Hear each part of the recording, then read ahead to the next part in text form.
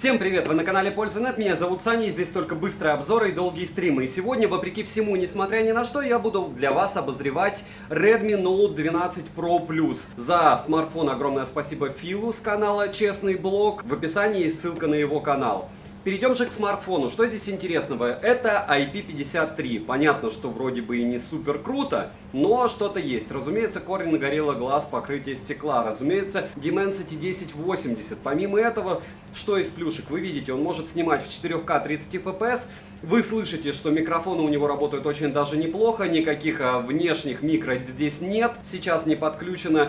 По поводу интересного. Разумеется, здесь стерео, притом очень классное. Разумеется, Always On Display, но урезанный. Яркости экрана лично мне хватает. Эта штука может свободно вывозить апексы и одновременно стримить на Твиче. Притом поедает всего 19% в час. Эта штука за 19 секунд загружает Genshin Impact.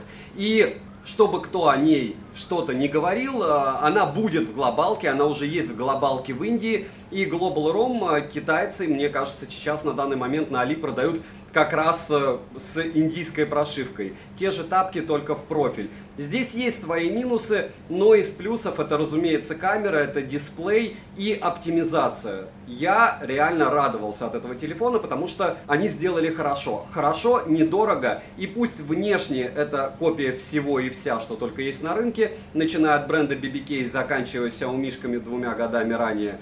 Но это с одной стороны. С другой стороны, телефон хорош, телефон без всяких излишеств из разряда водопадов. Если вам интересно фото, видео с него в исходниках, напоминаю, что у меня есть личный телеграм-канал, я туда все скину, поэтому подписываемся. Есть еще телеграм-канал скидок, есть телеграм-канал взаимопомощи. Везде вас жду, смотрим. Ну и разумеется, вход и выход пишется на сам аппарат. Я специально поставил телефон чуть-чуть по-другому, чтобы вы понимали, если вам нужна хорошая картинка, дело было не в бобине, дело было в человеке, который снимает.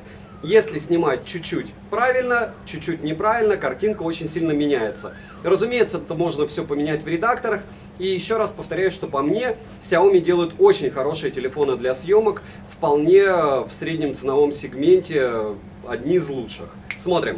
Розыгрыши море, читаем описание, какие сейчас актуальны. Постоянно это, разумеется, 5 Mi Band 6 серии разыгрывается за лайк, подписку и комментарий к любому видео. Не забудьте подписаться на мой личный телеграм-канал, там я постю намного больше интересного, плюс все исходники фото и видео, самые, опять же, интересные, с девайсов я скидываю туда. Можете у меня там спрашивать, лично будем общаться. Телеграм-канал взаимопомощи 14 тысяч человек и телеграм-канал скидок, только жирные предложения. Там все и покупаю. Подписывайтесь с колоколом, перейдем же к смартфону. Полетели. Поставляется данный девайс со 120-ваттным зарядным устройством, кабелем для зарядки USB Type-C, защитным чехлом, кратким руководством, ключом для извлечения слота под 2 сим-карты, а карту памяти запихать туда нельзя. Только 2 симки максимум физические. Вес смартфона составляет 208 граммов, а габариты 162 на 76 на 9 миллиметров. На выбор есть черная, голубая и белая расцветка. Дизайн по мне привлекательный, но чего-то нового в нем нет. Дизайн схожий с дизайном смартфонов Realme и подобных им. Если честно, по большому счету в чехлах вы можете и запутаться, где Xiaomi, где BBK. Тактильно приятные материалы и сборка неплохая, но опять же неважно, 99% населения носит их в чехлах, а 1%, который носит без чехлов, все равно потом их в них запихивает. На корпусе расположена кнопка питания, качели регулировки громкости, разъем USB Type-C версии 2.0, хотя хотелось бы за эти деньги что-то получше. 2 микрофона, динамики, 2 основных и 1 разговорный. В стоке есть кастомный эквалайзер и некоторое количество готовых пресетов, за что отдельное спасибо, и они работают. Смартфон поддерживает Dolby Atmos и воспроизводит аудио Hi-Res качестве. Звучание приятное, громкости достаточно. Я назову его лучше среднего. К слову, для подключения беспроводных устройств, к примеру, тех же ТВС-ок, имеется стандартный набор кодеков, в которые входят и кодеки высокой четкости. Но, к примеру, нового кодека LHDC на данный момент я не вижу. ИК-порт и мини-джек присутствуют, за что огромный плюс. Смартфон имеет влага- и пылезащиту класса IP53. Летим дальше. Смартфон оснащен Pro AMOLED экраном на 6,67 дюйма с разрешением 2400 на 1080 пикселей. Матрица экрана абсолютно плоская, экран покрыт стеклом Corning Gorilla Glass 5 версии, соотношение сторон 20 к 9. Экран поддерживает более 1 миллиарда цветов, цветовая гамма 100% DCI-P3, контрастность 5 миллионов к 1, HDR10+, Widevine L1 на борту, как и Dolby Vision. Все как у всех. И плотность пикселей идеально. Не надо переплачивать, 394 ppi это более чем достаточно. Яркость 500 нит, а пиковая 9 900 нит, притом она честная. Яркости при прямом попадании света на экран мне иногда не хватает, но, как по мне, пользоваться данной моделью даже в солнечный день в целом можно без проблем. Частота обновления экрана максимум целых 120 Гц, а на выбор также есть 60 Гц и авторежим. Но я рекомендую пользоваться всегда авторежимом. Xiaomi-то все-таки прошивки пилят, и работают они у них исправно. Тач на 240 Гц, тест на частоту дискретизации касаний вы можете наблюдать на экране, и отрабатывает он, согласно заявленных данных, прям отлично. DC-диминг вшит, показатели шума вы также можете наблюдать на экране, и результат стандартный. Выше 25% он не поднимался, что хорошо, но можно было бы и лучше что-то увидеть. Автояркость работает хорошо, проблем с ее работой я не обнаружил. Ко всему установлен датчик внешнего освещения на 360 градусов. Always on display на борту, но только 10-секундный. Вот так они делают, не для флагманов. Так что помните, это даже не субфлагман. В субфлагманах ограничений таких нет. Далее, мультитач на 10 касаний тоже на борту. Разблокировать экран можно при помощи сканера отпечатков пальцев, внедренного в кнопку блокировки и распознавания лица. Сканер отпечатков пальцев работает хорошо, можно завести до 5 пальцев, но минус в том, что это может быть один и тот же отпечаток. К слову, это не только в данном аппарате. У Xiaomi 13 Pro, обзор на который был тоже на канале, также можно завести один и тот же палец 5 раз. Внести биометрические данные можно двух лиц, но оно может одним быть. Почему? Потому что если вы заводите одно лицо 2 раза, телефон также не ругается. Но, к слову, от фотографии телефон не разблокируется. Цветопередача отличная, в целом картинка достаточно четкая и контрастная. В настройках, как и во многих смартфонах, имеются функции, которыми можно персонализировать экран и интерфейс под себя. Летим дальше. К интересному. Процессор здесь MediaTek Dimensity 1080 с техпроцессом 6 нанометров и 8 ядрами, максимальная частота которого 2,6 ГГц, графический процессор Mali G68 MC4, интерфейс MIUI 13 на базе Android 12 версии, и да, обновление до 13 Android мне еще не прилетало. Оперативная память LPDDR4X и доступна на выбор 6 или 8 ГБ. Внутренняя память UFS 2.2 и на выбор 128 или 256 ГБ. Возможно, в Китае есть версия на 512, но я почему-то не нашел. Система охлаждения паровой камеры с площадью в 3000 мм квадратных, имеется поддержка Wi-Fi 6 версии, поддержка Dual 5G, что для нас не актуально, но круто, что она есть. Для 4G бенды 7 и 20 отсутствуют, но опять же это в китайской версии, либо если вы найдете Global ROM, это подразумевает, что у вас китайский аппарат, но прошит на глобальную версию прошивки, там все равно 7 и 20 бендов не будет, что, конечно, огромный минус для тех, кто живет не в больших городах. У меня связь смартфон ловит отлично, но я в большом городе. Звучание во время разговора хорошее, микрофоны и датчики приближения не подводили, запись разговора в стоке есть и без уведомления о начале записи, потому что китайская версия смартфона, в глобалке этого не будет. VO LTE и VO Wi-Fi на борту, вибромоторчик линейный по оси X, нет опорный, настроить можно только уровень тактильной отдачи. Bluetooth последней версии 5.2, смартфон также оснащен модулем NFC, но по всей видимости в версии для Индии NFC модуля нет. У меня версия не для Индии. Из навигации на борту GPS, от GPS Beidou GLONASS. GPS-тест в городских условиях показывает точность до 1 метра, что для Dimensity стандартно. Емкость аккумулятора 4980 мАч. В PC-марке устройство выдало не очень хороший результат в 6 часов 51 минуту. Тест я проводил при 120 Гц на максимальной яркости, и это не лучшие показатели, которые я видел. Хотя, учитывая размер экрана и герцовку, может быть и неплохо. Заряжается он с 0 до 100% от родного адаптера питания на 120 Вт в среднем за 22 минуты. Беспроводной зарядки, разумеется, нет. За час просмотра видео на YouTube при максимальной яркости по Wi-Fi ушло 9%, что стандартно. За час в играх в среднем уходит 21%. Притом 20% у меня ушло в Apex, когда я играл на Твиче. Вы можете посмотреть запись на лайв-канале, и я прямо удивился. Почему? Потому что мало того, что телефон не вылетал во время этого, мало того, что довольно часто выходил из игрухи, то есть у него прям все перегружалось. Для того, чтобы что-то посмотреть, либо поменять, так у него еще и пинг не падал. Напоминаю, что у многих смартфонов при определенном времени работы, если не оптимизировано что-то, падает пинг. И это не зависит от вашего Wi-Fi. Это просто недоработки в прошивке. Здесь таких проблем нет. Это, скажем так, маленькое подобие Ace Racing Edition, то, что делала Realme. Правда, это делала Realme полгода назад, но с лучшими цифрами и, в принципе, стабильность та же. Экран другой. И это хорошо. Перейдем же к тестам. Тротлинг-тест проходит со следующим результатом. 202 гипса минимально, максимально 241, в среднем 202 гипса на 100 потоках при 30 минутах. В Geekbench в синглкоре 761, в мультикоре 2302, 3D Mark показал Slingshot Extreme 4165, Wildlife Stress Test 2273, Wildlife 2270, Wildlife Extreme Stress Test 633 и Wildlife Extreme 630. Вантуту выдал результат 435 тысяч попугаев. Storage Test показал шикарные 45 тысяч. Стресс-тест прошел не лучшим образом, результаты вы видите на экране. В Antutu AI смартфон выбил скромные 176 тысяч. По синтетике все. Теперь перейдем перейдем к камерам. Основной блок с тыльной части состоит из 3 сенсоров и из двухцветной LED-вспышки. Основной сенсор Sony HPX с диафрагмой f на 1.65, покрытием ALD на 200 мегапикселей, где-то мы уже это встречали, не правда ли? Ультраширик на 8 мегапикселей с углом обзора в 120 градусов и макро на 2 мегапикселя. Запись видео доступна с основного модуля в максимальном разрешении 4К 30 FPS, 60 FPS недоступна. И не думаю, что их завезут. Цифровая стабилизация на борту, оптический стаб есть, но в 4К 30 FPS очень дерганная. Стаб не работает. Фронтальный сенсор на 16 мегапикселей находится по центру верхней части экрана. Максимальное разрешение для съемки видео у фронталки 1080p 60 FPS. Различных фильтров, вспомогательных функций, режимов фото и видеосъемки на борту более чем достаточно, как всегда у Xiaomi. Все как у всех. Фронтальный сенсор снимает с шумами в ночное время, а в дневное время с пересветами. К слову, как и основной сенсор. На основной сенсор съемка в 1080p более плавная, чем в 4К, что стандартно, но картинка фризит, и это факт. В плане видео Redmi Note 12 Pro Plus показал себя стандартно, а вот фотографии на основной сенсор при 200 мегапикселей просто бомба, что ночью, что днем. Короткие примеры вы сейчас увидите. Напоминаю, что исходники вот этих штуковин все у меня будут в телеграм-канале личном, и можем по поводу этого пообщаться. У кого какие вопросы будут, но напоминаю, что все я фотографирую с руки, никаких штативов, я не подбираю место, и я не особо заморачиваюсь, бьет мне солнце в глаза или нет. Почему? Потому что меня интересует объект, а как отрабатывает смартфон, это уже его проблема.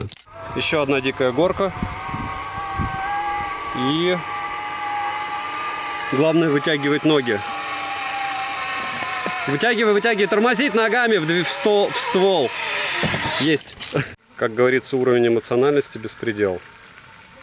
Вот так. В X6 вы можете потом радоваться, как люди мучаются в попытке заползти на лестницу, которая наладом дышит. Но 4К 30 FPS.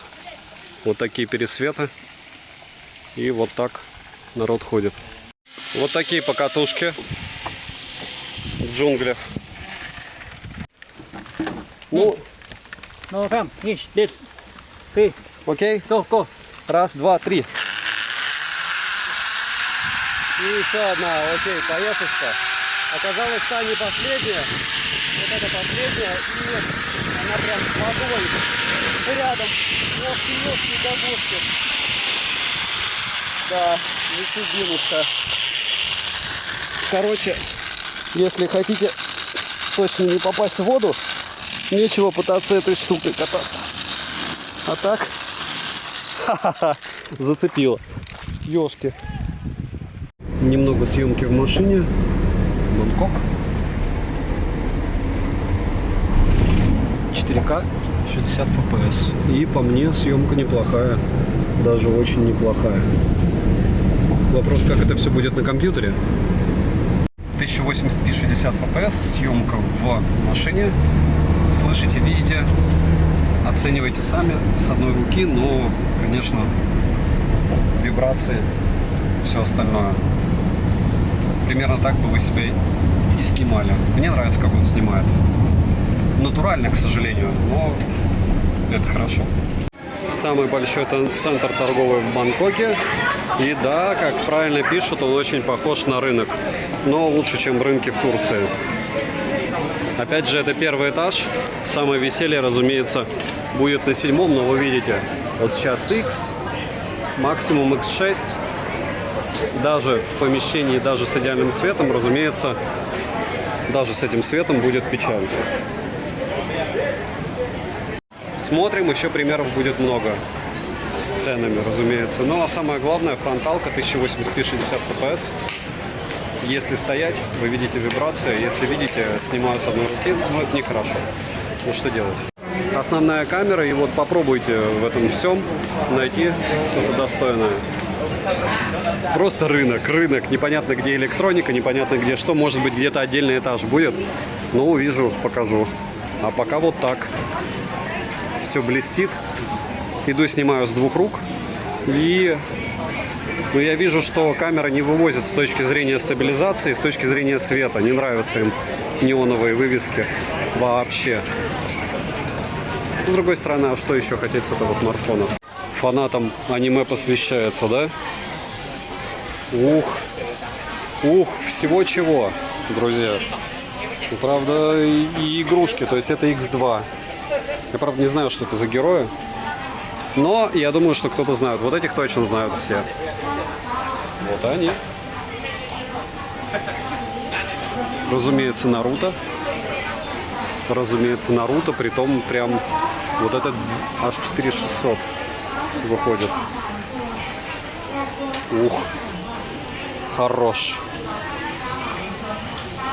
Основная камера. Фудблогеры есть. Да, конечно, ощущение, как будто ты в Индии попал или в Турции на рынок. Практически все вот такое. Умножаем на 2. Все бы было хорошо, но только один этаж с электроникой. Чую, придется в другой ТЦ ехать. Стандартная съемка в одном из Старбаксов. Я прям вижу, как все фризит. Может быть, вы не видите, кстати. Но я вижу. И X6. Немного съемки в Старбаксе, ну вы все видите. Вы шум видите. Ну вот фото по мне шикарно. Разумеется, на ультраширик перейти нельзя. 4К 60 FPS, видео не столь шикарно, но опять же, учитывая стоимость смартфона, по мне даже очень ничего. Даже очень ничего. Пишите, как вам. И немного фронталки, и по мне, хотя она мыльная, шумов здесь меньше, чем на пикселе. Хотя информации меньше, объективно. 4К 30 FPS, немного съемки в движении. Вот окей. И ветер, разумеется, задувает. Разумеется, это все довольно быстро. И, само собой, так делать не стоит. Лучше держаться двумя руками и не снимать так. Но хочется же показать, что может смарт. Это если держать двумя руками. Сейчас двумя. Немного фронталки, 1080p 60 fps. И вот так сможете себя снимать, если захотите, опять же. Хорошо Xiaomi-то. Молодцы, даже в дешевых смартах фронталку реализовывают по мне отлично. Это, конечно, не экшн-камера, но все равно. 4К 30 FPS всем фудблогерам посвящается, как говорится. Средней прожарки. Место перед полетом. Пересветы такие, ух. 4К 30 FPS, лютые фризы и пересветы. Вот смотрите, на озеро. Притом в 1080p 60 FPS. Пересветов практически нет.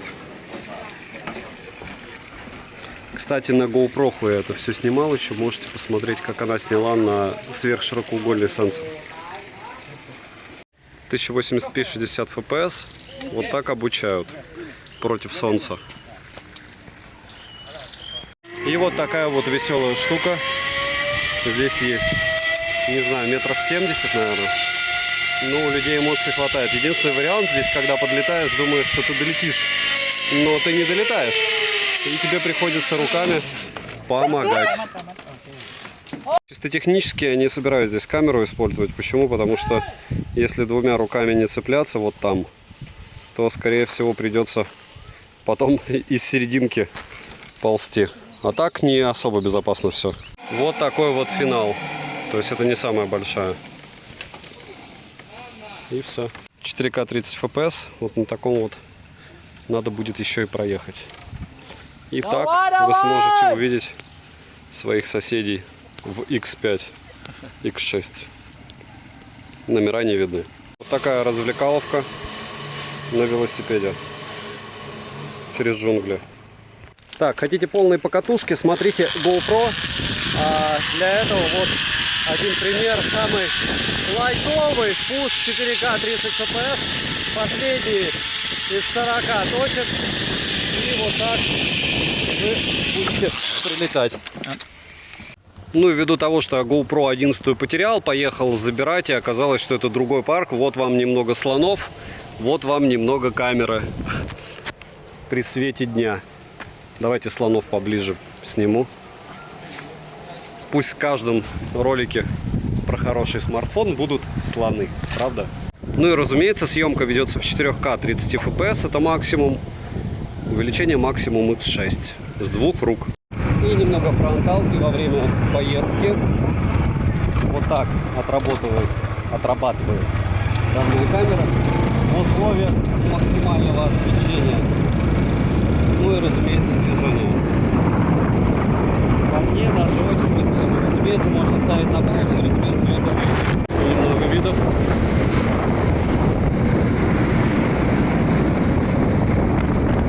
Такие здесь мосты.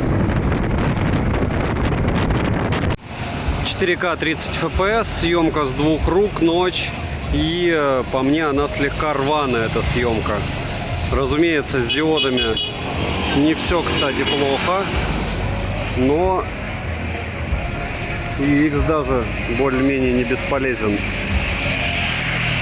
Неплохо снимает смартфон. Я бы даже сказал, хорошо. Хотя разница между им и какими-то дорогими вариантами, конечно, заметна даже на экранчике смартфона. И немного фронталки в шумах, 1080p 60 fps. Все, что и должно было быть. Так же, как и в дорогих смартфонах. Шум, шум, шум. Ночь, ночь, ночь. 4К 30 fps. Немного красоты. Опять же, смотря как смотреть, смотря как фотографировать. Как говорится, главное правильные фильтры. С двух рук съемка. Ну, вы видите, неплохая с одной стороны, с другой стороны здесь абсолютно другие цвета. То есть то, что я вижу, это не то, что я вижу на экране. Вообще никак. Испортил людям картинку.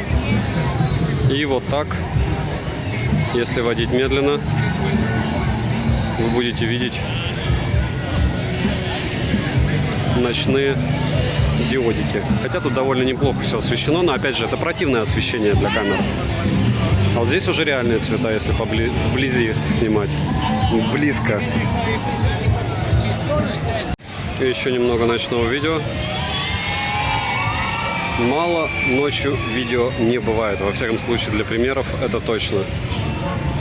С двух рук стаб.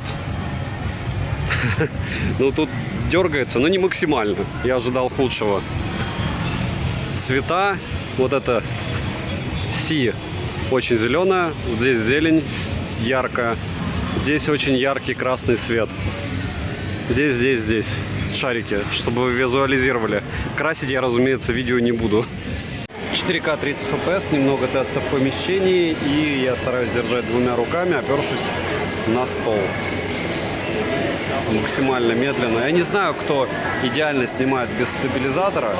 И понятно, что здесь есть автостаб, но такой он себе. 1080p 60 fps, 3 часа ночи, но теперь уже не Мурино временно. И вы видите одни шумы. Смысл тестировать фронталку в таких условиях отсутствует. 4К 30 fps, ночь, и условия я бы не сказал, что идеальные для съемки. Особенно неприятные огни. И по мне данное устройство прям справляется хорошо. Понятно, что я не двигаюсь никуда, но все равно посмотрите, опять же, исходники, часть исходников я скину в телеграм-канале взаимопомощи и, скорее всего, в своем телеграм-канале. Не все идеально, разумеется, ничего там, если X сделать, то это вообще просто печаль лютая. 3.3, 3.2 еще можно, читабельно. Если делать... Да, ничего ж себе, X6 даже читабельно. Даже есть информация. Молодцы.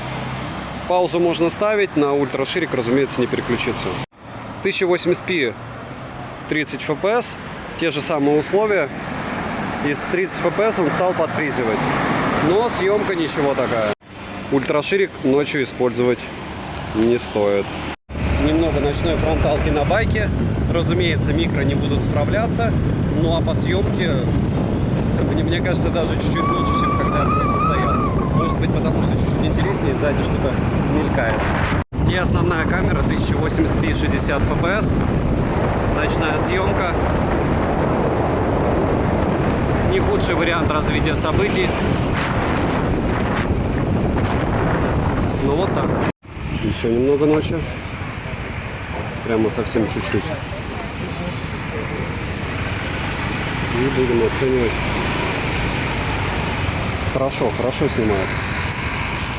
4К 30 fps, работа вспышки, и здесь прям темно-темно. Ну, логично, что подобное снимать смысла нет никакого. Но вдруг вы решите снимать ночные ролики, знаете, что это бесполезно. Притом неважно, с каким телефоном.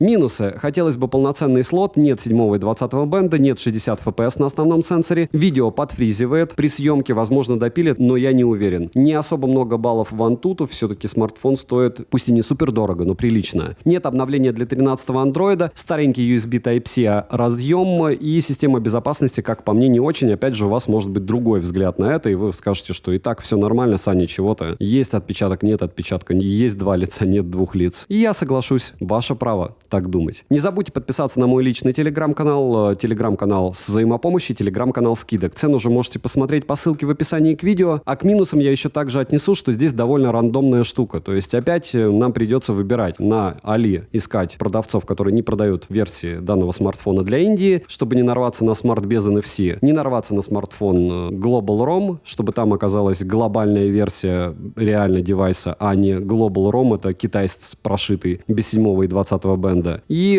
опять же, ловить, когда появится глобалка, потому что, скорее всего, глобалку за эти деньги в Китае будут также сметать, как горячие пирожки. Не факт, но посмотрим. На данный момент, по мне, ценник очень вкусный, и если вы планируете играть в Твиче, либо просто пользоваться им, за эти деньги это просто волшебный смарт, опять же, для фанатов MIUI. Я и не их фанат. Разумеется, я бы выбрал что-то другое. Но по факту здесь просто хотелки. Как девайс, это очень крутая штука. Резюмирую, нравится мне в этом смартфоне все. Разумеется, нет бенда 7-20. Разумеется, я не фанат Dimensity с одной стороны, с другой стороны, автономность радует. Радует, что у нас GPS с точностью в 1 метр. Не радует отсутствие microSD, но это я вам уже все сказал. Сейчас съемка ведется в помещении с безумным эхо. С одной стороны, с другой стороны, вы видите, как это дело может снимать в помещении. Почему так много камер? Потому что я в тысячный раз повторяюсь. Посмотрите себестоимость того, что нам предлагают. По большому счету, все железки, которые запиханы в девайсы, они не стоят много. Стоит много их собрать вместе, как в ПК, и чтобы они хорошо работали. У Xiaomi все это работает хорошо. Да, здесь нет направленного микрофона, но у многих флагманов его нет. Но здесь есть мини-джек, где мы еще это встречали. Эта штука реально стабильно работает при стриминге в Твиче. Эта штуковина стоит недорого, потому что, опять же, да, нет 7-20 бенда, но мне очень правильно сегодня в комментариях в личной телеге написали, что Саня, живу в маленьком городе, постоянно покупаю китайский смарт, и никаких проблем нет. Если вы примерно понимаете, нужен вам 7-20 бенд или нет, хотя бы чуть-чуть один раз заморочитесь с этим делом, вы будете экономить на девайсах, ну, очень много. 21 тысяча рублей – это цвет для такого телефона, потому что в глобалке, когда его привезут, ну, он будет в той же комплектации стоить минимум 36. А когда мы говорим о больше чем 50% разницы в стоимости, ну вы понимаете, за 40 тысяч можно уже флагманы покупать. К чему это все? Девайсу от меня однозначно да. Если интересно такое, пишем, ставим лайк. Повторяю, что глобалка, это а-ля индийская прошивка, разумеется, уже продается, потому что китайцы себе не враги. Если вы получите смартфон на китайской прошивке, единственное, там будут установлены гуглы. Чем отличается Xiaomi от чего угодно? Правильно. Там не будет русского языка. Вы откроете спор и отожмете часть денег. Продавцу это неинтересно. Если так оно и будет, ну наоборот, хорошо же, вы сделаете себе скидку. Если этого не будет, то еще лучше. Вы получите смартфон с глобальной прошивкой в прямом смысле за копейки. Это не флагман, это даже не субфлагман, но это под субфлагманом, потому что все-таки в Antutu баллов мало, мощи мало. Фото хорошие, но, к слову про фото, я понимаю, что может быть очень длинный выпуск, но это смотря как смотреть. Почему? Я сегодня фотографировал на Realme 10, просто скинул фотографию в Telegram и скинул исходник. Единственное, попросил людей не писать в комментариях, что за смартфон, потому что, разумеется, по исходнику все видно. Напишите, какие предполагались смартфоны. И они написали, это были все флагманы, а я скинул фотографию на Realme 10. Понимаете, в чем магия? Когда вам говорят, что вот этот смартфон хороший, этот смартфон. Поэтому 4К 60 FPS нет, плохо, защита от влаги здесь и не должно было бы быть. Нет microSD, но неудивительно, обрезанный OLED дисплей расстраивает, камера радует, по всему остальному, повторяюсь, девайсу 1000 раз да, за эти деньги, цвет, блеск, красота. Добра и удачи вам, дорогие друзья.